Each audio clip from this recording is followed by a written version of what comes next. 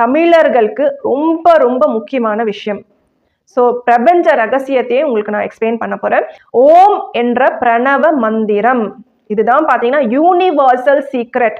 ஓமே நம்மளுக்கு தெரியும் இல்லையா, யூனிவர்சல் சவுண்டுன்னு சொல்லுவாங்க. ஸோ முருகர் பார்த்தீங்கன்னா சிவனுக்கு உபதேசம் சொன்ன மந்திரம் பார்த்தீங்கன்னா இந்த ஓம் என்ற ஒரு சவுண்ட் ப்ளஸ் இதோட வடிவம். ஸோ தமிழ் எழுத்தோட ஓம். ஸோ இதோட சீக்ரெட் உங்களுக்கு நான் சொல்கிறேன். டெஃபினட்டாக பிரபஞ்ச ரகசியமே இதுக்குள்ளே இருக்குது. ஸோ இப்போ பிரணவம். ஸோ பிரணவம் என்றாலே பார்த்தீங்கன்னா லைஃப் ஃபோர்ஸ் எனர்ஜி.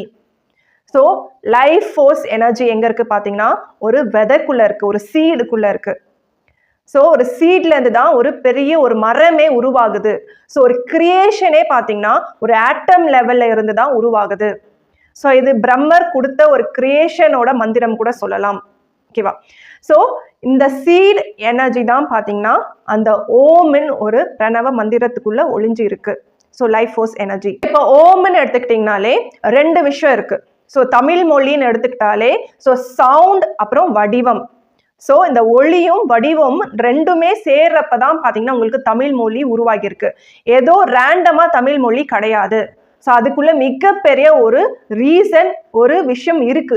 அதனால தான் பார்த்தீங்கன்னா அந்த வடிவமும் ரொம்ப இம்பார்ட்டண்ட்டான ஒரு விஷயம். ஸோ அதை பற்றி உங்களுக்கு இப்போ எக்ஸ்பிளைன் பண்ணுறேன்.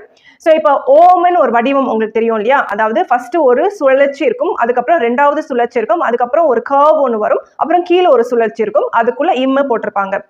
ஸோ எதுக்காக இவ்வளோ பெண்ட் இருக்கு, எதுக்காக இவ்வளோ கர்வ் போட்டிருக்காங்க, ஸோ எப்படி இந்த வடிவத்தை உருவாக்குனாங்க, ஸோ இந்த டீட்டெயில்ஸ் தான் பார்த்தீங்கன்னா பிரபஞ்ச ரகசியம் இதில் இருக்கு. ஸோ ஃபர்ஸ்ட் அந்த ஓம் ஃபர்ஸ்ட் சுழற்சி இருக்கும், முழுசா ஒரு சர்க்கிள் இருக்கும். அதுக்கப்புறம் பார்த்தீங்கன்னா இந்த சைடில் ஒரு ஹாஃப் சர்க்கிள் மாதிரி வந்திருக்கும், அதுக்கப்புறம் கீழே வந்து ஒரு கர்வ் மாதிரி வந்திருக்கும், கீழே ஒரு சர்க்கிள் இருக்கும். இது முழுசா என்ன ரெப்ரசன்ட் பண்ணுது பார்த்தீங்கன்னா, ஸோ உங்களுக்கு யாருன்னா தெரிஞ்சா நீங்க இமேஜின் பண்ணுங்க. ஸோ இது முழுவதுமே நம்மளோட யூட்ரஸை ரெப்ரசன்ட் பண்ணுது.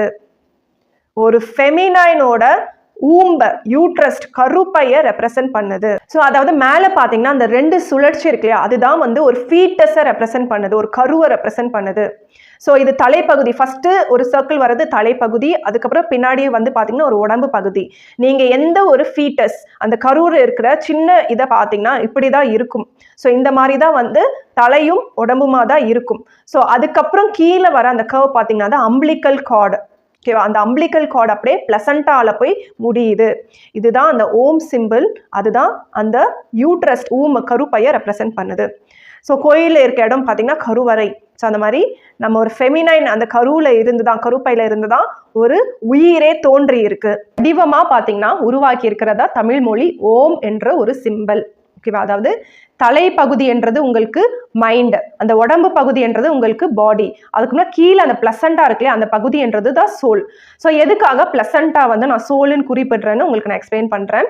ஸோ இப்போ வடிவம் உங்களுக்கு புரிஞ்சிருக்கு கரெக்டா? அதாவது mind, body and soul. So ஒரு ஃபீட்டஸும் ஒரு அம்பிளிக்கல் கார்டு அதுக்கப்புறம் பிளசண்டாவும் இதெல்லாம் சேர்ந்து இருக்கிறது தான் பார்த்தீங்கன்னா நம்ம யூட்ரஸ்ல இருக்கிறது. அந்த யூட்ரஸ் தான் பார்த்தீங்கன்னா ஒரு சீடு மாதிரி. ஒரு சின்ன செடி கூட எடுத்துக்கோங்க, இந்த மாதிரி ஒரு ஷேப்ல தான் இருக்கும். ஸோ அந்த செடி மேலே வரும்போது கரெக்டாக அந்த மேலே இருக்க ஷேப் கரெக்டாக இருக்கும். கீழே பார்த்தீங்கன்னா ஒரு அம்பிளிக்கல் கார்டு மாதிரி வரும், அது ரூட்ல வந்து அட்டாச் ஆயிருக்கும். இதுதான் பார்த்தீங்கன்னா அந்த லைஃப் ஃபோர்ஸ் எனர்ஜி அந்த விதைக்குள்ள இருக்கிறது சொல்லியிருக்காங்க. ஸோ இங்கேருந்து தான் மொத்தம் கிரியேஷனுமே உருவாகுது. ஸோ இது வந்து வடிவம். ஸோ இது அப்படியே சவுண்டு கூட எப்படி மேட்ச் ஆகுதுன்னு பார்க்கலாம். ஸோ எப்படி நம்ம வந்து ஒரு சவுண்ட் உருவாகுது பார்த்தீங்கன்னா, ஒரு சவுண்ட்ன்றதே நம்ம உடம்புக்குள்ளே ஏதோ ஒரு பகுதியில் வைப்ரேஷன் நடக்கும். ஸோ எல்லா சவுண்டுமே பார்த்தீங்கன்னா ஒரு லெட்டருக்குமே ஒரு பொசிஷன் இருக்கு, வைப்ரேஷன். ஸோ இந்த வைப்ரேஷன் எல்லாமே சேர்த்து தான் நம்ம மொழியாக உருவாகுது. ஸோ இப்போ நம்மளுக்கு சக்கராஸ் தெரியும், 7 சக்கரா தெரியும். 7 சக்கராவுக்குமே 7 விதமான சவுண்ட் இருக்கு. இந்த 7 விதமான சவுண்டுமே பார்த்தீங்கன்னா கரெக்டாக அந்த சக்கரால போய் ஒலிக்கும், அந்த வைப்ரேட் ஆகும். அதனால தான் அந்தந்த சக்கராக்கு அந்தந்த சவுண்ட் இருக்கு நம்ம சொல்லியிருக்காங்க. இந்த சவுண்ட் எல்லாம் நீங்க பார்க்குறப்போ மூலாதாரா பார்த்தீங்கன்னா லம்னு ஒரு சவுண்ட் இருக்கு. ஸோ சுவாதிஸ்தானா பார்த்தீங்கன்னா உங்களுக்கு வம்னு ஒரு சவுண்ட் இருக்கு. அதே மாதிரி உங்களுக்கு மணிப்புரா சக்கரா ரம்னு ஒரு சவுண்ட் வரும். ஸோ அனஹதா யம்னு ஒரு சவுண்ட் வரும். விஷுதி ஹம்னு ஒரு சவுண்ட் வரும். அதுக்கப்புறம் ஆஜ்னா சஹஸ்ரா ஓம்னு ஒரு சவுண்ட் வரும். இது எல்லாத்துலயும் நீங்க நோட் பண்ணீங்கன்னா ஸோ யாரா லவா இதெல்லாம் தமிழ் எழுத்துக்கள். ஓகேவா? ஸ்டார்டிங் வந்து இந்த வா யா ரா இருந்தாலும் எண்டிங் பார்த்தீங்கன்னா இம்முல தான் போய் முடியுது. ஸோ அப்படின்னா ஓ என்றது கிரவுன் சக்கரா, இம்முல போய் முடியறது எங்க போய் முடியறது பார்த்தீங்கன்னா கரெக்டா இம்முன்னு நீங்க ப்ரொனவுன்ஸ் பண்ணீங்கன்னா அந்த இடம் எங்க வைப்ரேட் ஆகுது பார்த்தீங்கன்னா அது நம்ம யூட்ரஸ் இருக்கிற இடம். அங்குதான் பார்த்தீங்கன்னா நம்மளுக்கு லைஃப் ஃபோர்ஸ் எனர்ஜி இருக்கிற இடம். ஸோ ஃபெமினைனுக்கு அந்த யூட்ரஸ் இருக்கிற இடமா இருக்கலாம், மாஸ்குலைனுக்கு அந்த விந்து சக்தி இருக்கிற இடமா இருக்கலாம். ஓகேவா?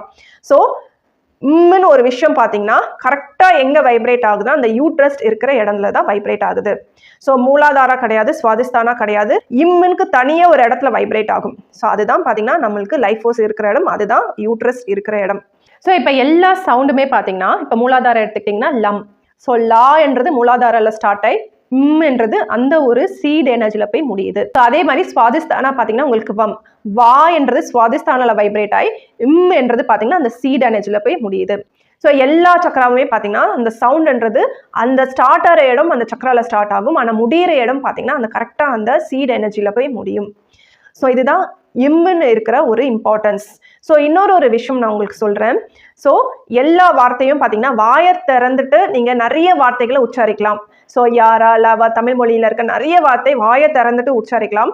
ஆனால் ஒரே ஒரு சவுண்ட், ஒரே ஒரு வார்த்தை மட்டும் வாயை மூடிட்டு உச்சரிக்கிற ஒரே ஒரு வார்த்தை மட்டும் பார்த்தீங்கன்னா இம். ஓகேவா? இம்முன்னு சொல்றது பார்த்தீங்கன்னா வாயை மூடிட்டு அந்த ஒரே ஒரு சவுண்டை நம்மளால உச்சரிக்க முடியும். ஸோ இது என்ன ரெப்ரசன்ட் பண்ணுதுன்னா, அதாவது உங்களுக்குள்ள இருக்கிற சவுண்டு பார்த்தீங்கன்னா அந்த இம்முன்னு ஒரு சவுண்டு தான். ஸோ வெளியிலேருந்து தோன்றாமல் உங்களுக்குள்ளேருந்தே தோன்ற ஒரு சவுண்ட் பார்த்தீங்கன்னா உம்முன்னு ஒரு சவுண்ட் எனர்ஜி தான். ஸோ இப்போ ஓம்னு என்ன ரெப்ரசன்ட் பண்ணுதுன்னா, ஓ என்றது உங்களுக்கு பார்த்தீங்கன்னா கிரவுன் சக்ரா. ஸோ அதாவது ஆ உம் உம். ஸோ ஆ என்றது பார்த்தீங்கன்னா உங்களுக்கு கிரவுன் சக்ரா வந்துடும். ஊ என்றது பார்த்தீங்கன்னா உங்களுக்கு ஹனாதா ஹார்ட் சக்ரால வந்துடும். என்றது பார்த்தீங்கன்னா உங்களுக்கு யூட்ரஸ் இருக்க அந்த இடத்துல போய் முடியும். ஸோ இது என்ன ரெப்ரசென்ட் பண்ணுது பார்த்தீங்கன்னா அந்த காஸ்மிக்கோட லைஃப் ஃபோர்ஸ் எனர்ஜியை அந்த உங்களுக்குள்ளே எடுத்துகிட்டு வந்து அந்த சீடுக்குள்ளே நீங்கள் ஸ்டோர் பண்ணி வைக்கிறீங்க. ஸோ இதுதான் பார்த்தீங்கன்னா பிரபஞ்சமோட எனர்ஜி உங்களுக்குள்ளே எடுத்துகிட்டு வர்றது. இதுதான் ஓமோட ரகசியம். இப்போ இந்த வடிவத்துக்கும் இந்த சவுண்டுக்கும் எக்ஸாக்டாக மேட்ச் ஆகுது. கரெக்டா? ஸோ இந்த ஓம் என்றது பார்த்தீங்கன்னா அதாவது இந்த யூட்ரஸ்குள்ளே இருக்க ஒரு விஷயம்தான். ஸோ அதாவது ஆட்டம் தான் பார்த்தீங்கன்னா இந்த ஓம். ஸோ அதாவது body mind and soul. So பாடின்றது உங்களுக்கு புரோட்டான் மாதிரி, மைண்ட்ன்றது உங்களுக்கு நியூட்ரான் மாதிரி, சோல் என்றது பார்த்தீங்கன்னா உங்களுக்கு எலக்ட்ரான் மாதிரி. ஸோ இந்த சோல் என்றது தான் பார்த்தீங்கன்னா உங்களுக்கு பிளசண்டால இருக்குன்னு நான் சொல்லியிருக்கேன். அப்படி இந்த சோல் பிளசண்டாக்குள்ள இருக்கு இல்லையா, இது எலக்ட்ரான் மாதிரி சொல்லியிருக்கேன் இல்லையா. ஸோ அதுக்குள்ள என்ன ரகசியம் இருக்கு? ஸோ பிளசண்டாக்குள்ள சோல் எனர்ஜினா என்னதுன்னு உங்களுக்கு நான் சொல்றேன்.